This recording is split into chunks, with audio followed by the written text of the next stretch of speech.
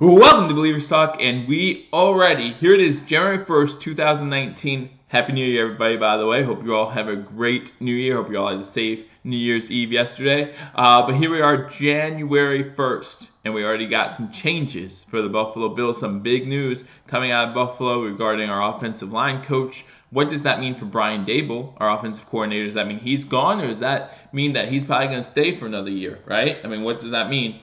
And also, our special teams coordinator, some news about him as well. And then we also all have heard about Antonio Brown, right? Antonio Brown asking to be traded. So it'll be interesting to see what happens for the Buffalo Bills if they go after him. Hey guys, Anthony, welcome to Believers Talk. Angry Buffalo sports fans, good to see you. Wanted to get on here live. This is my second time going live today, guys. So if you haven't already subscribed to Believers Talk, you want to subscribe. You want to hit that notification bell. We will be going live constantly, even in the off season. We will also be keeping you up to date on Buffalo Bills news. Look forward to constantly keeping you guys updated. Again, some big news for the Buffalo Bills. We have already fired Juan Castillo, our offensive line coach, and we also have. There's been rumors that we will be firing Danny Crossman, our special teams coach, as well. These are two firings that are not weird to see or something like that. Like, we knew they were coming, so get that shadow out here for you guys. I don't want that interfering with the stream. So,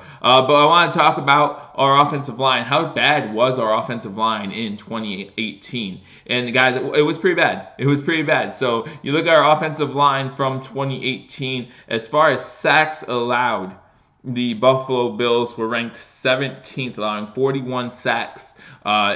Then that's just not good when you have a young quarterback. Well, you have any quarterback, but when you have a quarterback like Josh Allen, we all seen how much he had to. They need to be gone. Hey, Solia, how you doing? Good to see you. Welcome to Believers Talk. Rick Rack, thank you. Just logged on. Who got fired? So Juan Castillo, our offensive coordinator, just got fired. It was just mentioned. And then Danny Crossman, our special teams coach. There's been rumors that he's been going to get fired as well. Both these guys, not surprised. What might be the biggest surprise is with the firing of Juan Castillo, what does that mean for Brian Daboll, right? Because a lot of people, I remember I was watching hashtag sports once. Again, guys, if you're not a fan of hashtag sports, you guys got to subscribe to them too. Great guys, love their content, fun to watch their videos too. But was listening to them, and they talked about Juan Castillo. He was actually brought up in the Sean McDermott coaching tree, right? Sean McDermott brought him to Buffalo, so they made it sound like maybe it would be one or the other. You know, if Sean McDermott went over to Brian Daboll and said, hey man, this offense needs to be better, what do we need? We're either going to fire you or we have to fire someone else on the staff, and he'd say Juan Castillo, because again, this offensive line did not live up to expectations. Now you can blame that on a lot of factors. Again, after 2017, we lost three offensive linemen, two of which we had no idea that was going to happen. So we lost Eric Wood, of course, to retirement. Unfortunate with his neck injury. He had that physical at the end of the season, and that came out to be something that made him retire. We lost Richie Incognito, who didn't want to play for us anymore, and we all know about his some of his mental problems that he had then later, and we wish him nothing but the best and hope everything works out with that situation. But then we also didn't have I'm forgetting his name. We traded him in Cincinnati. He hasn't played much this season. We didn't use him much last year, but we traded him. So three guys gone. Fox87, welcome to Believers Talk. Juan Castillo, our offensive line coach, was just fired. And again, we've heard rumors that Danny Crossman, our special teams coach, has also been fired. So two big news things for Buffalo Bills. Obviously, these changes need to happen. Again, our offensive line was 17th worst in the league when allowing sacks. So, obviously things need to change there. When you talk about rushing yards and averages and things like that, it didn't get much better for the Buffalo Bills. As I look at the stats now,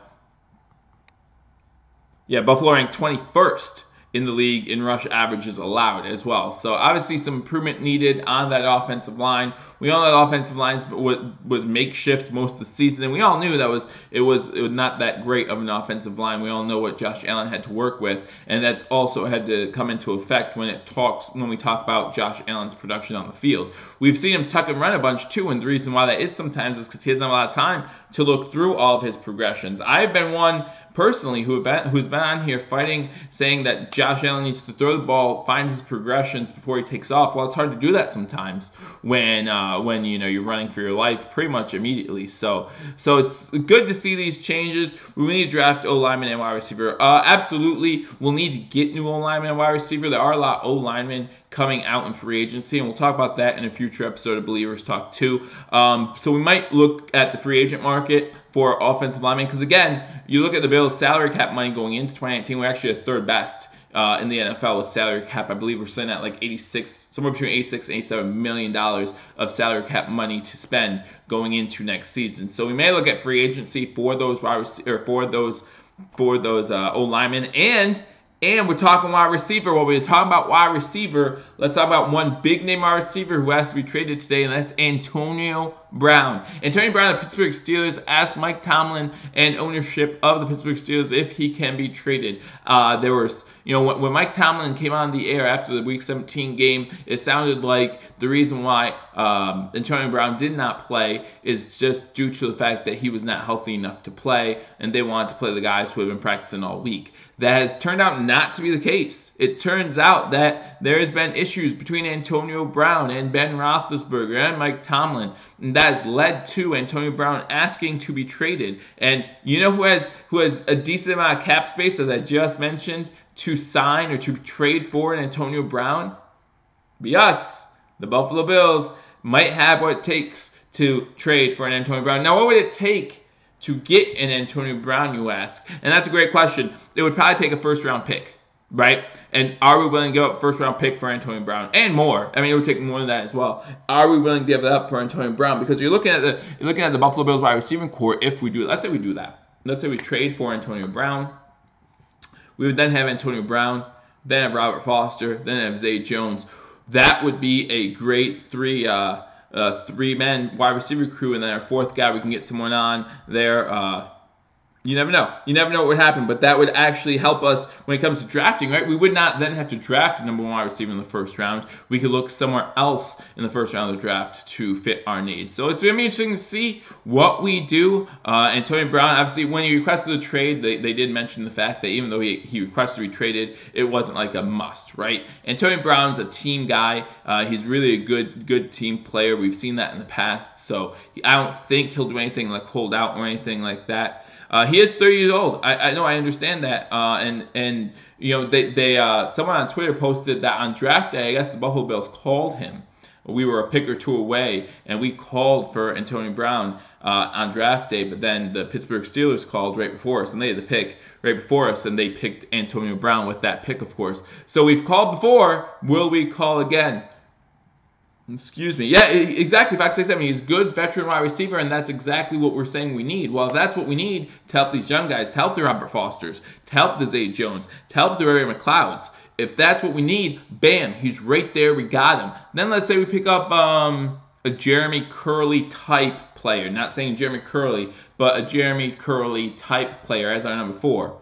Or even a Deontay Thompson of last year type player as our number 4. There's nothing wrong with that. That is a formidable wide receiving group, especially if Josh Allen continues to progress. So it'd be very interesting to see if the Buffalo Bills do actually pursue Antonio Brown. I saw some people talk about or Tom Grassi, if you're not a fan of his YouTube channel, he's a Packer fan. He was talking about maybe Antonio Brown to the Packers. I don't think the Steelers will be quick to trade him. I don't find that to be the Steelers' way. But also, you have to remember, Antonio Brown got in trouble last season with the Steelers for his locker room antics, for filming something on Snapchat, I believe it was, where Tomlin swore. So he got into a little bit of trouble last year. And normally the Rooneys, the owners of the Pittsburgh Steelers, they don't put up with that kind of nonsense. So it'll be interesting to see what happens, what they're going to take for a trade. Again, I think we'll take at least a first-round draft pick. Is that something you're willing to give up for a known commodity? We just saw last season the Oakland Raiders get 2 first-round draft picks for Khalil Mack, and we see how well that's working out for the Chicago Bears. Is that something you're willing to do in Buffalo? Again, you have the number 2 defense this season. If our offense just starts to get better, imagine how good we would be. And then we would even have more cap space to maybe get Le'Veon Bell, maybe get a stud running back, or maybe draft a stud running back in the draft because we don't have to go wide receiver. And then maybe instead of building our offensive line in the free agent market, we can do that in the draft, or we could do both. Get a defensive tackle, get a young corner. There's so many possibilities that open up if you get that stud wide receiver via trade. It's just a matter of what would you be willing to trade in order to do that. We all know how much Brandon Beane does like his draft picks. I'm not going to say he doesn't like his draft picks. So we could. Soldier Pods just put, we could get a good wide receiver with the draft pick that we would trade in the first round. And we could do that. But who's to say that that guy's not bust? If you recall, a few years back, we picked up Sammy Watkins in the top 10. Top 10. And out of all the wide receivers in that draft, you're talking about Odell Beckham, you're talking about Mike Evans, you're talking about Jarvis Landry. Out of all those wide receivers, he's the one, and even Calvin Benjamin, you can argue. But those are the two that we got, and those are the two that have done the worst out of the whole draft class. So there's no guarantee. We know what we would have in Antonio Brown, right? We would have one of the best wide receivers in the league. We'd probably have one of the best wide receivers in the league for another 4, maybe 5 years. 3, maybe 4 years, but that's still enough time because how many years are left on Josh Allen's contract? 4. Well, 3 with that 4th-year option, which I'm sure we're going to pick up. How many years are left on a lot of these defensive players' options? You're talking about Trey White, 3. You're talking about Tremaine Edmonds, 4. You're talking about Mike Milano, 2. So this is the time to strike while the iron hot. John Patrick, welcome. We talked about this a little bit. Juan Castillo, our offensive line coach, was fired, and I wonder what this means for Brian Daboll. I actually think this means Brian Daboll stays since we did fire the offensive line coach. Also, our special teams coach, Danny Crossman, there's been rumors that he's going to be fired. We wouldn't be surprised by that, obviously, given how bad the Buffalo Bills special teams has been. You look at the Buffalo Bills special teams, average kickoff, guys, we're 23rd with 22.2 yards per kickoff. So we're 23rd in the league this past season in average kickoffs. And then you go to punts. As my computer freezes up, of course, as I look up punts. But I know it's pretty low in the league as well. But you go to punt return average, and then we're down towards the bottom. I don't see our name. Oh, actually, no, we're mid-pack. We're 13th with 9-yard average for punts. So no better than mid-pack here. We've seen a lot of special teams troubles this year, including, as I talked about in my one of my previous videos, the fumbles, the misplayed balls, things of that nature. So those are the 2 guys currently that the Bills are either firing or in the process of firing. Now, Juan Castillo is a definite yes. He was fired. Offensive line coach Danny Crossman, again, Fox 87. You reported this on Twitter too. We think Danny Crossman has been fired as well. No confirmation on that, but we do believe that he is fired. And, we've talked about here before how he has to go. We all agree that Danny Crossman has to go. He has not been a great Buffalo Bills special teams guy for a little while now, and we just want this team to get better in all facets of the game. And that's where we talk about Antonio Brown, wide receiver. What would we do with the young wide receiver, or with the wide receiver like Antonio Brown?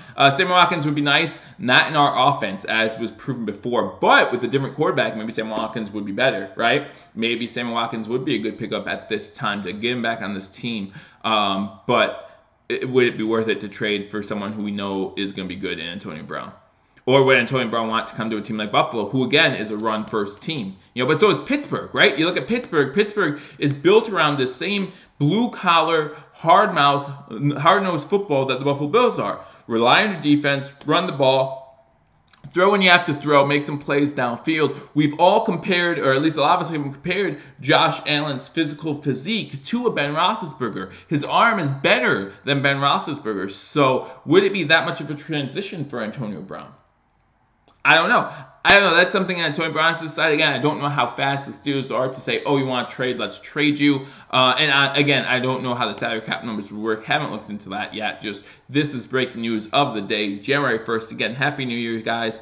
Fox 87. I saw your report on Twitter, the retweet that you tweeted about how Dan Crossman and the Buffalo Bills have parted ways. Hopefully that's true. We all hope that's true because, again, we think the Bills can do better on special teams. What does that mean for our special teams unit? Who do we get in as a special teams coach? I'll go over that in one of my next videos. What does that mean for our offensive coordinator position? What does that mean for our offensive line coach? Who can we bring in there? I'll go over that in one of our next videos. Guys, if you are a fan of Buffalo Bills football, you want to stay subscribed to this channel. John Patrick asked, Bell or AB? Well, depending on what we give up for AB, maybe both. Why not both? Why not start thinking greedy, right? Reunion for Bell and AB. Maybe we trade for Antonio Brown, and Antonio Brown can convince Bell to come. I'm not the biggest Bell fan, to be honest with you. I think what he did this past season, where he didn't play for the Steelers at all, is somewhat of a crock. But at the same time, you cannot deny his talent.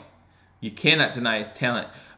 Who would you pay? I would pay Antonio Brown before I would pay Le'Veon Bell. So that's just my opinion. All these Northeast teams must have a strong running attack. You know, you're absolutely right. We absolutely need to have a strong running attack, and maybe that would include bringing in Le'Veon Bell. But we do have McCoy there. McCoy's going to be here for another season. Maybe now's the time to get that young guy, right? To get and Le'Veon Bell's not old. I think he's 26, so he still has 4 years before it's that 30 number. But you're talking about the difference between 26 and 22 when a good running back's career lasts 8 years. I mean, that's a big difference. That's half of his career. So, yeah, Bell and Brown would be huge cap sucks. You're absolutely right. You're absolutely right. But would it be worth it, guys? If we start winning, would it be worth it? And we have the cap space now, right? All the dead money's gone, so we have no one to thank for that but Brandon Beane and the Pagulas, right? Who worked it out? We went through this process, guys, of waiting our time, and we actually made the playoffs in this process. And we knew this team this year would not be up to snuff because of that dead money. Well, we don't have it anymore.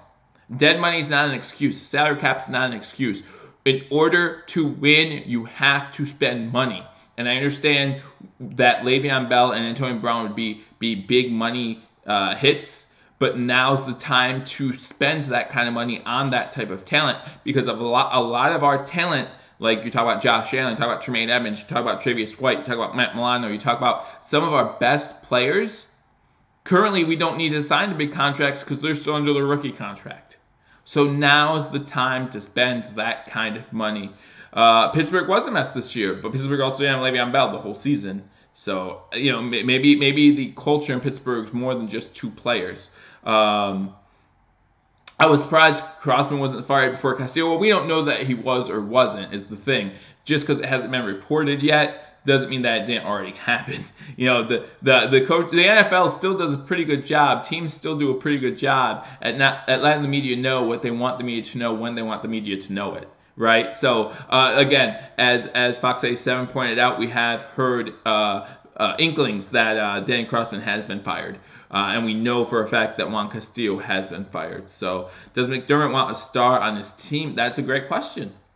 That's a great question. Does he want a star on his team, or does he want this team to be a bunch of hard-nosed, blue-collar guys? I think that Sean McDermott and Brandon Beane want their type of guys. And I'm not arguing with that. I think the past 2 years have been great with Coach McDermott, so I am not arguing with what he wants. He wants his type of guy.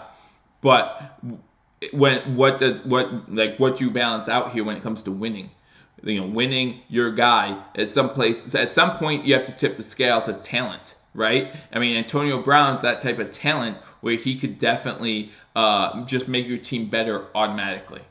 So is Antonio Brown a Coach McDermott type guy? Who knows? That's only something that Coach McDermott, Brandon Beane, and the Pagulas could talk about and figure out, maybe offer something to the Pittsburgh Steelers. Another good thing about Brandon Beane and the Pagulas that I've really liked since Brandon Beane took over, they stick to their guns. When they're talking about trade, they stick to, they have a cap level, what they think a player's worth.